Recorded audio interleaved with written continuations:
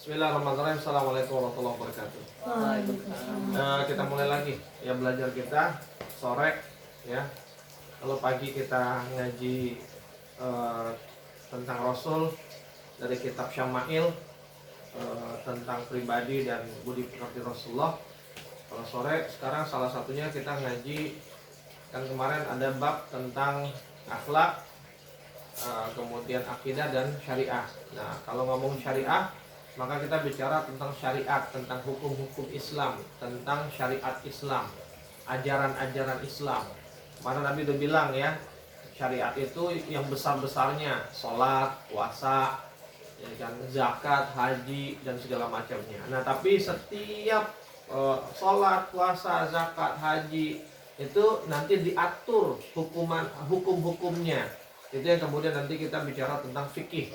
Nanti ada fikih sholat, fikih puasa, fikih zakat, ya kan, dan seterusnya. Nah, ketika kita bicara tentang ini ya tadi syariat Islam, maka nanti diturunin ada namanya fikih Islam. Nah, ketika kita bicara fikih Islam, ya, fikih itu maknanya dua, nak. Ya, fikih itu bermakna, bisa secara makna kata artinya hukum, ya. Maka nanti di dalam fikih itu yang dibicara tentang hukum, ya, tentang hukum-hukum ibadah. Ya, misalnya ada 5 hukum yang dikenal dalam fikih: wajib, sunnah, mubah, makruh, haram. Itu ada 5. Jadi kalau ngomongin fikih maka bicara 5 itu. Kalau nggak bicara, kenapa? Yaitu masuk dalam kategori fardu. Nanti fardu dibagi 2, ada fardu ain, ada fardu kifayah. Ya, seperti itu. Sama sunnah juga nanti ada sunnah muakkadah, ada sunnah ghairu muakkadah. Ya. Tapi sebenarnya dia kebaginya tadi 5, ya. Yang pertama wajib, kemudian sunnah,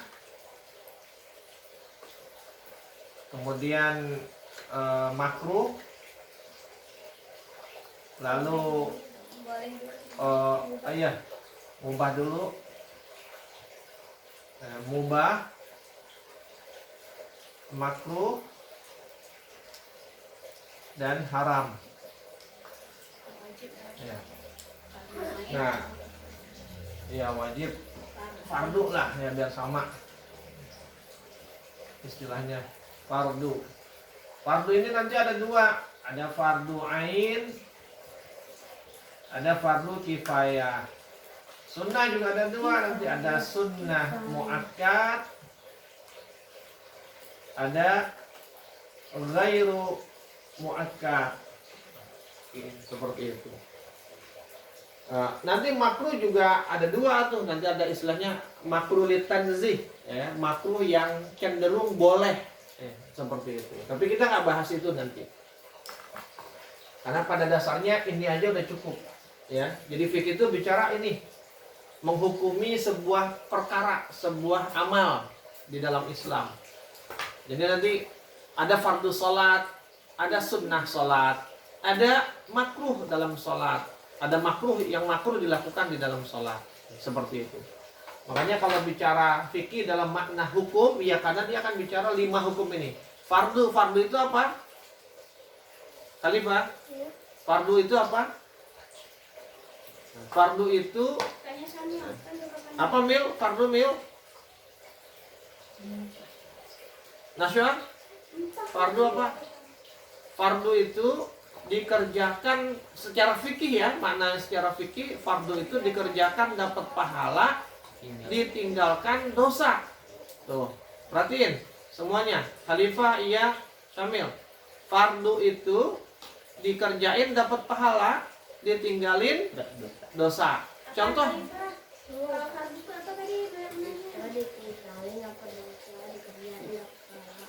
Ditinggalin dapat dosa, dikerjain dapat pahala. Contohnya apa? Contohnya sholat yang 5 waktu, zuhur, asar, maghrib, isya, puasa Ramadan, ya. Itu contohnya yang fardu. Sholat Khalifah sholat subuh dapat pahala, tapi kalau nggak sholat dosa. Gitu. Ya, itu namanya fardu. Nah, ada lagi, nah nanti ada, tadi kan ada fardu ain, ada fardu kifayah. Fardu ain itu artinya dia wajib dilakuinnya orang per orang. Contohnya tadi sholat wajib, khalifah wajib, syamil wajib, uninaswa wajib, iya wajib, dapati wajib, semuanya wajib, masing-masing wajib ngerjain. Nah tapi ada nanti yang fardu kifayahnya. Apa contohnya? Sholat jenazah.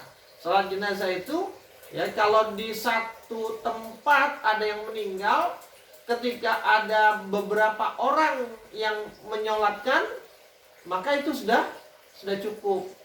Jadi misalnya ada di wilayah itu ada 20 orang, 3 orang nyolatin udah cukup. Artinya apa? Yang 17 orang nggak dosa. Tapi kalau dari 20 orang nggak ada satupun yang sholat wajib atau sholat menyolatkan mayit itu, maka semuanya dosa. Itu namanya fardu kifayah. Sudah? Ya. Nah, kemudian ada lagi sunnah. Nah ini beda nih yang Abi bilang lagi itu. Sunnah dalam pendekatan fikih ya, sama sunnah dalam istilah ilmu hadis ya. Kalau sunnah dalam pendekatan atau dalam akidah gitu ya. Kalau sunnah dalam pendekatan akidah, dia segala yang berkaitan dengan Rasulullah, yang dilakukan, yang diucapkan, diamnya Rasulullah, ya kan? Itu sunnah, semuanya sunnah. Pokoknya yang ada kaitannya sama Rasulullah itu sunnah. Ya. Itu dalam ilmu hadis, ya. Termasuk dalam pendekatan dalam ilmu hadis lah. Tapi kalau dalam ilmu fikih, sunnah itu maknanya bukan itu, tapi sunnah itu dikerjain kita dapat pahala. Tapi kalau nggak dikerjain nggak apa-apa. Ya. Apa ya Khalifah? Dikerjain dapat pahala, nggak dikerjain nggak apa-apa, artinya nggak dosa ya. Contohnya apa? Contoh sunnah misalnya Makan. oh bukan, contoh sunnah, contohnya sholat sunnah. Sholat sunnah qobliyah subuh tuh yang Abi suruh kerjain lebih baik dari dunia dan seisinya. Sholat tahajud, sholat duha, sholat syuruk, puasa Daud, puasa Senin Kamis, itu sunnah semua. Kalau dikerjain kita dapat pahala, kita beruntung nak, dapat untung. Tapi kalau nggak dikerjain ya nggak dosa, cuma kita rugi. Harusnya kita bisa dapat pahala, kita nggak dapat pahala. Dosa enggak, tapi rugi kita. Tuh, itu sunnah dalam ilmu makna di sini nih. Ada lagi mubah. Mubah itu artinya boleh. Iya. Mubah itu artinya boleh. Artinya apa? Boleh dilakukan, boleh juga enggak. Jadi dikerjain nggak dapat pahala, ditinggalin juga nggak dapat dosa. Itu namanya mubah. Tadi apa? Kalau fardu dikerjain dapat pahala, ditinggalin dapat dosa. Kalau sunnah dikerjain dapat pahala, ditinggalin nggak dosa, tapi kita rugi. Kemudian kalau mubah dikerjain boleh, nggak dapat pahala, ditinggalin nggak dapat dosa, sama juga boleh juga. Artinya boleh. Kita nggak rugi, kita nggak untung.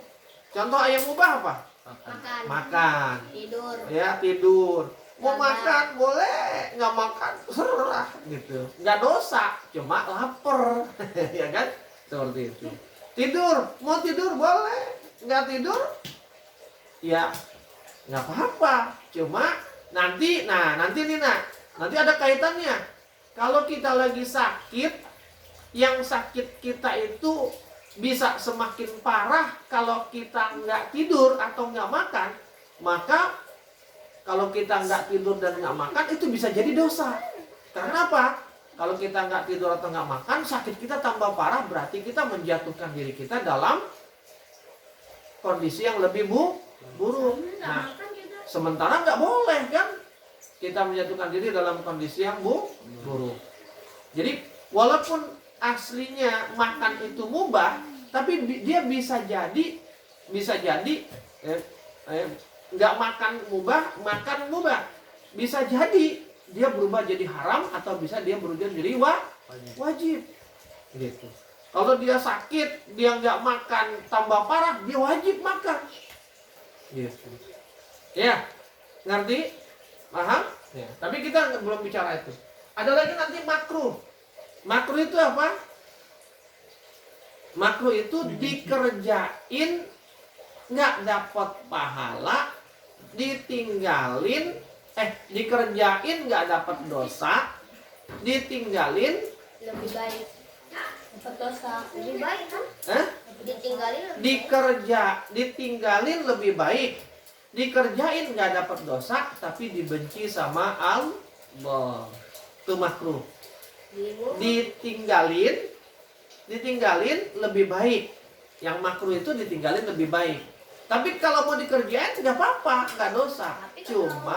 Cuma Allah nggak suka. Nggak dosa, tapi Allah nggak suka. Contoh misalnya,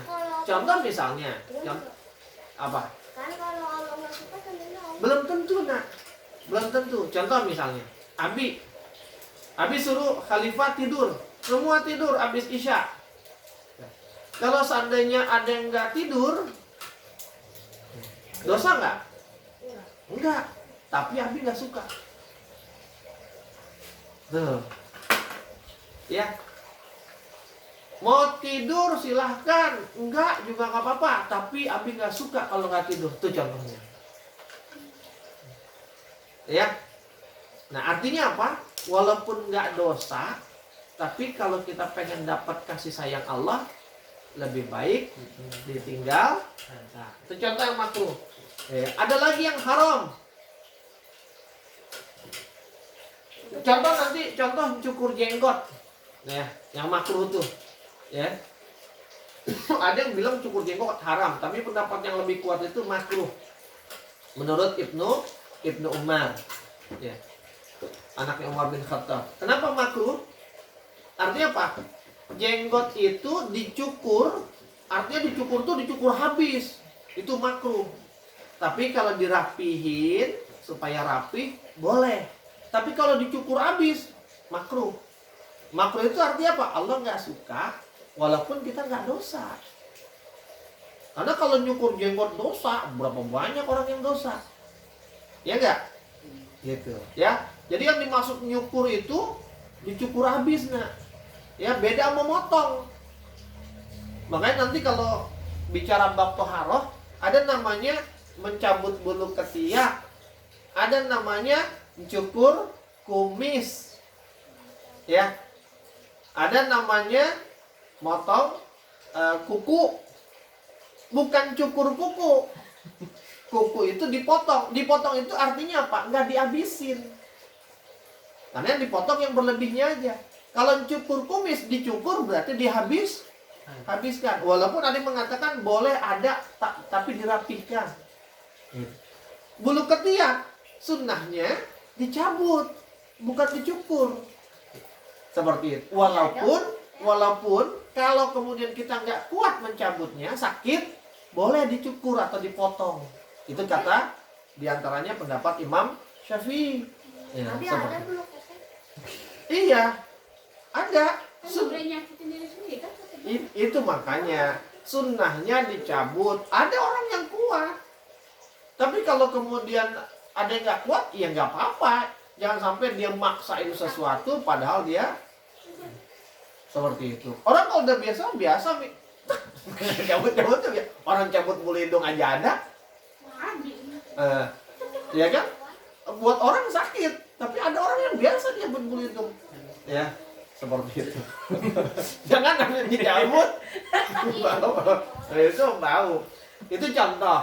Ya, ini contoh-contoh aja nih. Kita baru mulai kok. Kita belum banyak bahasa apa. Itu contoh yang makruh, nak. Contoh lagi misalnya apa? Jangan ngomongin yang itu dulu. Contoh misalnya yang makruh itu puasa wisol. Ada yang mengharamkan tapi ada yang memakruhkan. Puasa wisol itu Khalifah puasa 2 hari berturut-turut, nggak buka, nggak sahur. Hari ini khalifah puasa, maghribnya khalifah nggak buka puasa, besoknya puasa lagi nggak pakai sahur, jadi langsung disambung. Nah, kenapa makruh? Ya kan, karena bisa membahayakan kita. Ada orang yang kuat, ada, tapi walaupun dia kuat, dia bisa ngerjain, makruh dia mengerjakannya. Apa? Allah nggak suka. Kenapa? Kenapa Allah nggak suka? Karena dia membahayakan diri sendiri. Betul, karena dia membahayakan dirinya. Kenapa? Karena Di Al-Quran, ya, di Al-Quran di surat apa? Yang bikin salah satu menjadi penyebab hidayah buat Umar bin Khattab. Nah, Toha ma anzalna 'alaikal Qur'ana litashqa. Allah menurunkan Al-Quran. Al-Quran itu kan syariat isinya. Allah menurunkan Al-Quran itu ma anzalna. Allah tidak menurunkan Al-Quran 'alaikal Qur'ana litashqa, untuk membuat kalian susah. Atau misalnya di surat Al-Baqarah ayat 184. Nah, ayyaman ma'dudat faman kanat minkum maridan aw 'ala safarin fa iddatun min ayyamin ukhar. Wa 'alal yuridullahu bikumul yusra wa la yuridu bikumul usra. Wa litukmilul iddata wa litukabbirullaha 'ala ma 'adakum wa la'allakum. Enggak, itu ayat 185 berarti. 185, salah Habib. Ya. Syahrul Ramadan allazi unzila fihil Qur'an hudal linnasi wa bayyinatin minal huda wal furqan. Faman syahida minkum asy-syahra falyasum wa man kana maridan aw 'ala safarin fa iddatun min ayyamin ukhra. Yuridullahu bikumul yusra wa la yuridu bikumul usra. Kata Allah, yuridullahu bikumul yusra. Allah menghendaki kemudahan untuk umatnya, untuk hambanya. Wala yuridu, dan Allah tidak menghendaki hambanya bikumul usr, menjadi susah. Jadi Allah pengen kemudahan, kok kita malah nyusahin diri kita. Puasa wisol itu kan jadi nyusahin kan, bikin kita bisa sakit. Makanya jadi boleh, tapi Allah nggak suka. Kenapa? Allah kasih Islam itu buat nggak nyakitin orang, justru buat bikin orang sehat, bikin orang kuat. Makanya nanti orang yang sakit, kalau sakit dia puasa dan puasanya bisa bikin dia tambah sakit, maka dia lebih baik nggak puasa daripada dia puasa. Kenapa? Kalau puasa bisa buat dia tambah sakit. Sementara Allah pengen hambanya sehat. Paham? Nah, itu namanya makruh. Terus yang kelima, haram. Haram itu sama kayak wajib. Nah, kalau haram kebalikannya sama wajib, sama fardu. Kalau fardu dikerjain dapat pahala. Kalau haram dikerjain dapat dosa. Kalau fardu ditinggalin dapat dosa. Kalau haram ditinggalin malah kita dapat pahala. Tuh. Apa contoh yang haram? Rokok. Nah? Minum alkohol. Nah, minum Anggur merah. Taruh aja anggur merah. Nah, nanti jadi kayak lagu dangdut, anggur merah. Minum alkohol, yang minuman beralkohol yang memabukkan, itu haram, nak. Artinya apa? Kalau kita minum narkoba, kalau kita minum dosa. Tapi kalau kita tinggalin kita dapat pahala. Itu namanya haram. Baju haram. Hah? Uang haram. Uang riba haram. Baju haram. Riba itu contohnya adalah bunga di bank. Kita nabung di bank dapat. Bohong itu termasuk perbuatan haram. Kenapa? Dosa. Nah, jadi kalau bicara fikih, bicara syariat Islam, Tapi kalau bohong bercanda nggak boleh. Nggak boleh. Bohong itu nggak boleh bercanda. Nah, dia nggak termasuk. Nggak termasuk. Iya, nggak, maksudnya biar yang boleh itu cuma. Ya, pokoknya walaupun bercanda, bohong itu nggak boleh. Ya. Jadi kalau nih, Abi ulang lagi. Karena TikTok itu ada yang mengharamkan. Ya. Makanya Abi ulang lagi. Kita bicara ajaran Islam, syariat Islam, pasti kita akan bicara tentang fikih Islam. Ya, tunggu dulu. Abi ulang sekali lagi. bicara fikih, makna yang pertama dari fikih adalah hukum. Kalau bicara hukum di dalam fikih ada 5. Apa aja? Fardu, sunnah, mubah, makruh, haram. Ya. Pak Khalifah. Temen aku kena kan ada ular tuh kata temen aku. Nah terus dia tunjukin beneran Apa ada. ulang yang kencang? Kan temen aku kan pernah bohong sama aku, katanya ada ular di pot. Nah terus aku bilang bohong ya, beneran.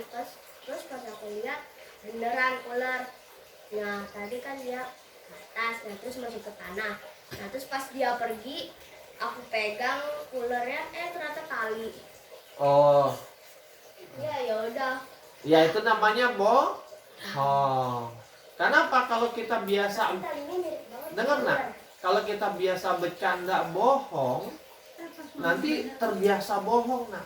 Ingat kan film Upin Ipin? Ya kan? Yang bercanda apa? Serigala, tolong, ada serigala, gitu kan? Seperti itu. Sekali orang mungkin Nipu kali. itu bohong. Nipu itu bagian dari bohong nak. Salah satu bentuk berbohong itu adalah nipu. Jadi kalau kita bohongin orang sekali, mungkin orang masih percaya sama kita. 2 kali masih percaya. Begitu 3 kali dia nggak akan percaya. Padahal kita nggak bohong, tapi dia udah nggak percaya sama kita. Ya. Nah, itu bicara tentang bahwa fikih adalah hukum. Jadi nanti kalau kita ngomongin fikih nih, kita bahas fikih, kita akan bicara seputar ini. Nah, kenapa habis sampein istilah ini? Supaya nanti nggak nanya lagi ketika kita bahas. Itu juga Apa? Filipin kan HP-nya itu katanya baterainya habis. Pas mau pulang foto-foto tipu sunat apa? Nah, sama, nggak boleh nak, nggak boleh. Orang kalau biasa bercanda bohong, nanti akhirnya bohong jadi kebiasaan. Kalau udah jadi kebiasaan, nanti semua hal dia akan bohong. Itu satu. Yang kedua nak, bohong itu salah satu induknya dosa. Karena dari bohong itu nanti dia bisa melakukan kebohongan yang berikutnya. Ntar buat nutupin kebohongan yang pertama, dia bohong yang kedua. Takut kebohongan yang keduanya ketahuan, dia bohong yang ketiga. Seterusnya. Ya. Jadi fikih itu hukum. Nah tapi fikih juga makna lainnya adalah pemahaman. Nih makna keduanya. Fikih itu artinya pemahaman. Fik. Ya. Ya. Jadi fikih Islam artinya pemahaman kita tentang Islam. Bagaimana kita memahami Islam. Makanya supaya sebelum hukum ini lahir, ya, sebelum ada hukum, ini wajib apa enggak ya? Ini sunnah atau enggak ya? Sebelum hukumnya ada, lahir, apakah ini wajib, apakah ini sunnah, dia harus paham dulu, harus ngerti dulu. Contoh misalnya, ini lagi corona.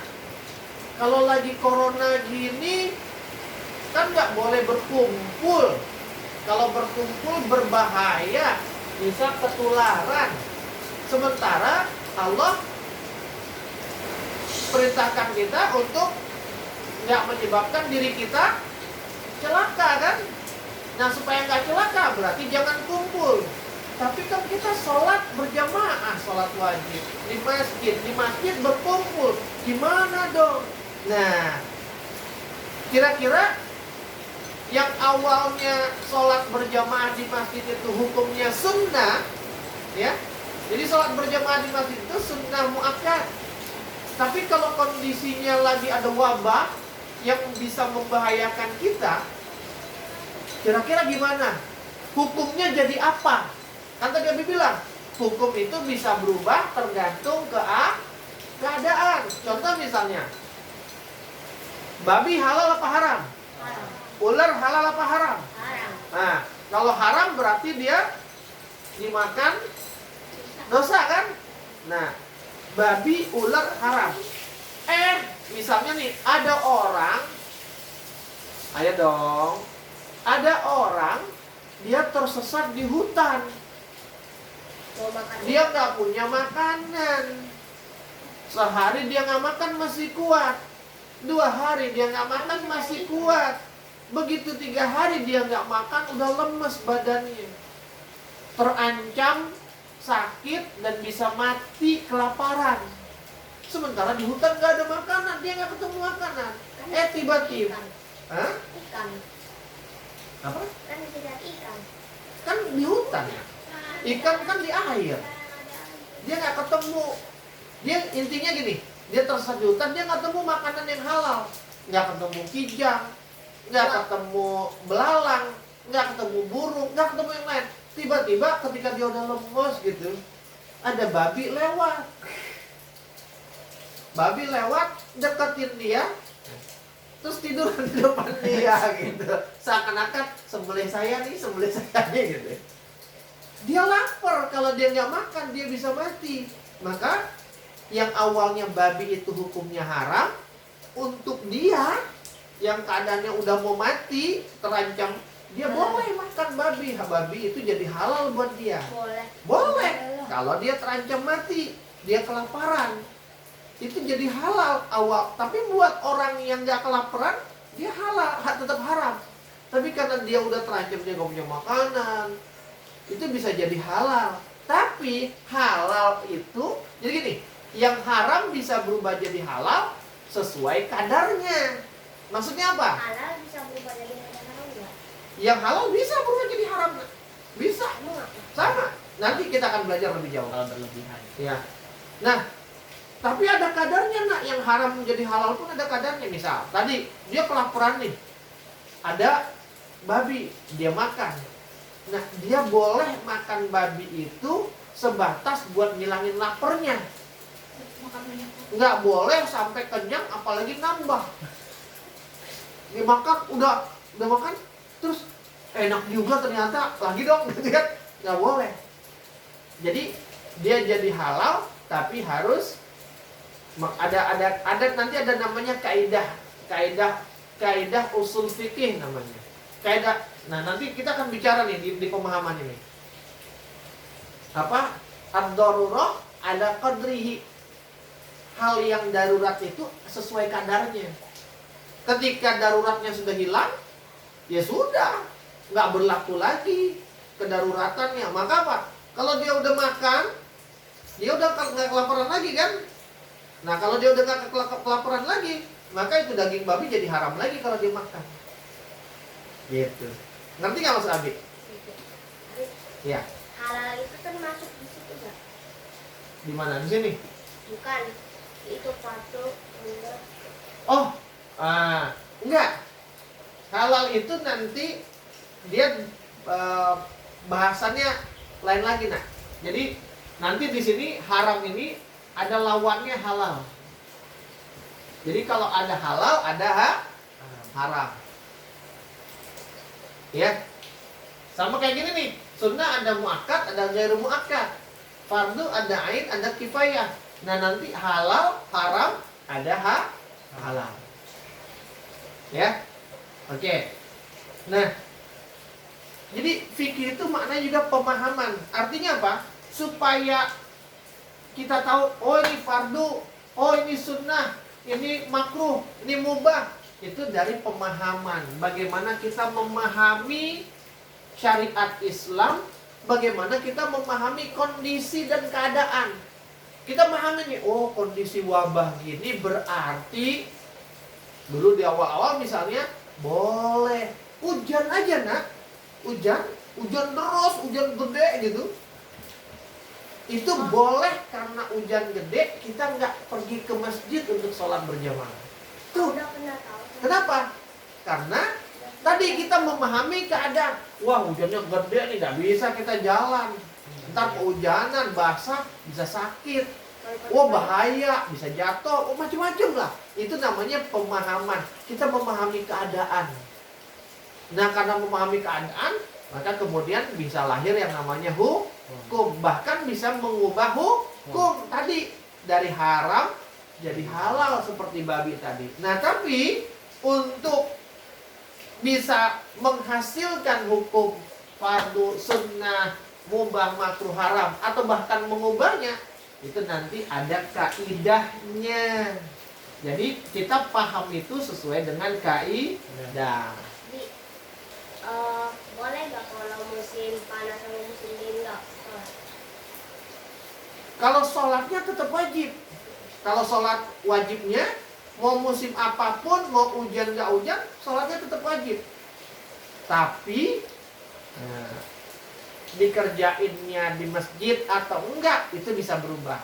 Jadi, nanti ada lagi ada namanya sawabir, ada namanya mutaghayyirat. Lawannya sawabit itu tetap. Mau keadaannya gimana dia nggak berubah, Khalifah. Contoh tadi sholat itu tetap. Kata Rasulullah, selama kita masih hidup wajib sholat. Kita nggak bisa berdiri, wajib sholat. Nggak bisa berdiri gimana? Duduk. Kita nggak bisa duduk, wajib sholat. Gimana sholatnya? Tiduran. Kita tiduran nggak bisa bergerak, wajib sholat. Gimana sholatnya? Pakai isyarat kedipan mata. Takbir, Allahu Akbar. Begitu ruku, Allahu Akbar. Iya. Kalau badannya nggak bisa bergerak. Kalau buta. Kenapa? Kalau buta. Dalam hati. Kalau buta kan tangannya bisa bergerak. Kan tangannya nggak bisa. Udah buta, terus nggak bisa bergerak. Isyaratnya di dalam hati. Jadi isyarat itu bisa dengan kedipan mata, bisa juga di dalam dengan keinginan di hati. Atau pakai ucapan. Atau pakai ucapan. Sekedar pakai ucapan Allahu Akbar. Itu mah udah mati Alifah. Orang kalau udah nggak bisa ngomong. Orang kalau udah itu namanya koma. Kalau koma itu dia nggak sadarkan diri. Kalau dia nggak sadarkan diri, dia nggak wajib sholat. Orang nggak sadar. Atau mati. Ya orang mati. Kamu nggak perlu sholat lagi. Udah selesai. Ya. Jadi ada yang tetap sholatnya tetap, tapi sholatnya berjamaah, sholatnya di masjid atau di musola itu bisa berubah. Contoh, boleh nggak kita sholat? Boleh. Kalau apa? Kita di rumah sendirian, mau ke masjid hujan gede, musola jauh. Tadi yang musim panas. Mau nggak mau kita sholat di rumah. Di rumah nggak ada teman, sholat sendirian ya udah nggak apa-apa. Nah itu contoh, itu bisa berubah. Tapi kalau sholatnya wajib tetap, nggak boleh. Tadi pas aku bilang musim panas sama musim dingin itu apa? Itu tadi musim panas, musim dingin misalnya, lagi salju, ya, lagi salju. Nanti kita akan belajar, ya, tentang wudhu bahkan, ya. Ntar Abi jawab, ntar nggak selesai, ya. Sebentar lagi selesai kita. Nah, untuk paham, bukan dengan paham kita doang. Karena kalau patokannya paham kita, nanti Dafati pahamnya beda sama Abi. Kenapa? Sesuai dengan pikirannya, nggak boleh. Agama itu memahaminya ada aturan untuk memahaminya. Sama, untuk memahami Al-Quran ada kaidahnya, namanya ilmu tafsir. Tafsir Quran, ulumul Quran. Memahami hadis ada ilmunya, ulumul hadis. Begitu pula ketika kita bicara tentang fikih Islam, ada ilmunya. Salah satu ilmu untuk memahami hukum, memutuskan ini hukumnya wajib, ini sunnah atau yang lainnya, itu kita perlu kaidah. Namanya kaidah. Ada kaidah usul fikih, ada kaidah fikih. Bedanya apa? Kaidah usul fikih, kaidah yang dipakai untuk menentukan hukum fardu, sunnah, mubah, makruh atau haram. Tapi kalau kaidah fikih, kaidah yang dipakai untuk gimana nerapinnya. Ini fardu nih, gimana nerapin yang fardu. Nah itu kaidahnya namanya kaidah fikih. Tapi kalau dia wajib apa, dia fardu apa sunnah ya, itu pakainya kaidah. Itu beda nak, nggak boleh dicampur-campur. Nah banyak orang nyampur-nyampur, akibatnya apa? Salah. Ya, contoh, Abi kasih satu contoh. Ada kaidah usul fikih. Ya. Contoh kaidah usul fikih, kaidah fikih deh. Ada kaidah fikih itu yang apa? Keyakinan, keraguan tidak boleh mengalahkan keyakinan. Yang meragukan tidak boleh mengalahkan yang meyakinkan. Itu kaidah fikih, bukan kaidah usul. Contohnya apa?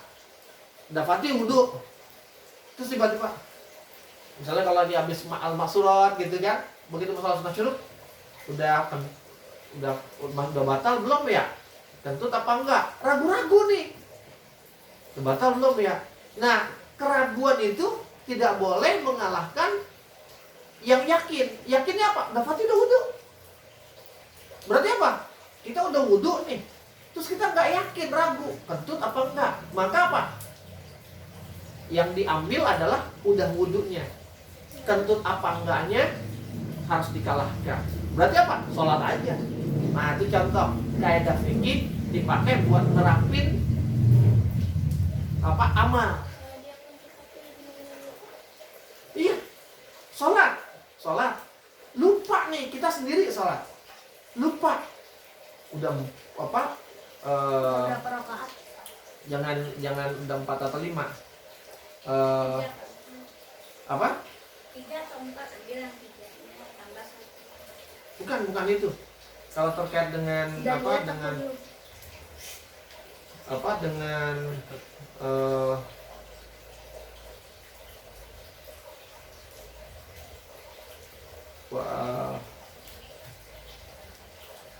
puasa misalnya, ya kan sama, ya kan?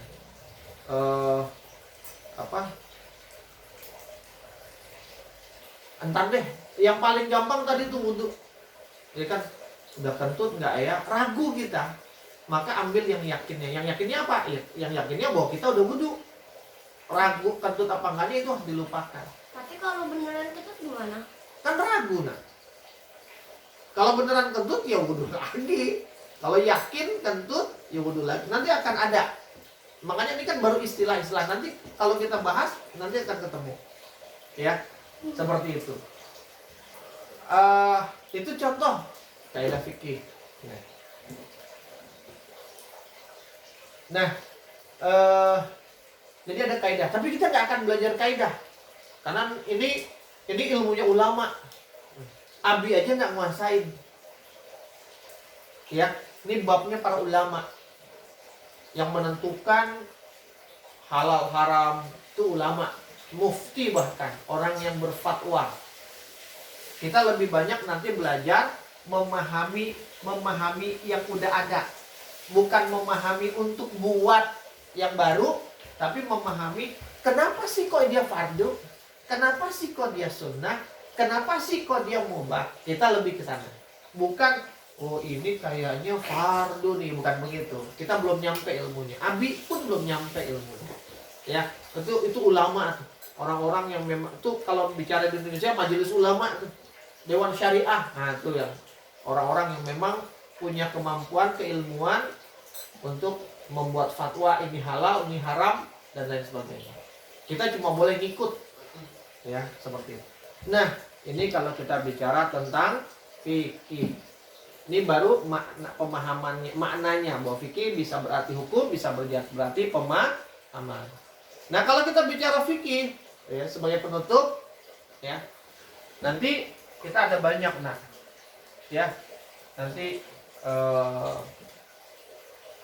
ada bab. Kalau nanti yang kita jadikan patokan, jadi pegangan kita, Khalifah, Syamil, iya, Mikaela, Enashwa. Kalau di pagi subuh tentang Rasulullah, kita pakainya kitab apa? Syama'il, ya. Tapi kalau kita belajar fikih, buku pegangan kita adalah fikih sunnah. Nih, yang Abi pegang ada 3 jilid setebal-tebal ini. Ada banyak kitab fikih yang lain, tapi itu nanti jadi tambahan. Tapi yang utamanya yang kita ngaji, kita belajar ini. Ya.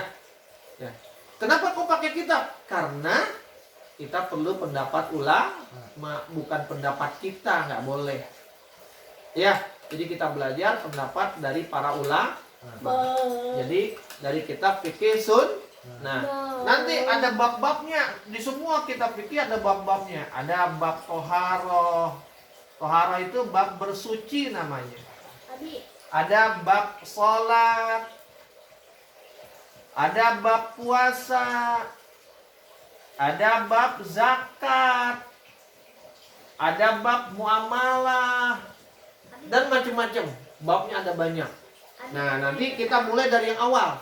Biasanya kalau belajar fikih, mulainya dari bab toharoh, yaitu tentang bersuci. Kenapa? Karena ini yang penting di dalam Islam. Sholat kita nggak sah kalau kita nggak bersuci. Mandi kita, mandi wajib nggak sah kalau nggak bersuci. Banyak hal ditentukan dari bersuci.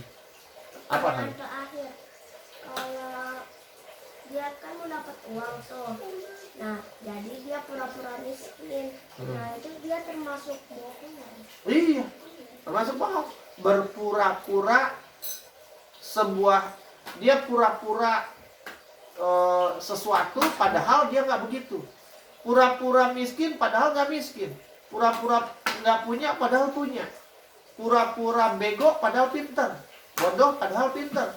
Pura-pura pintar padahal bodoh. Ya, pura-pura itu namanya, kenapa dia pura-pura? Biasanya orang kalau pura-pura tujuannya apa?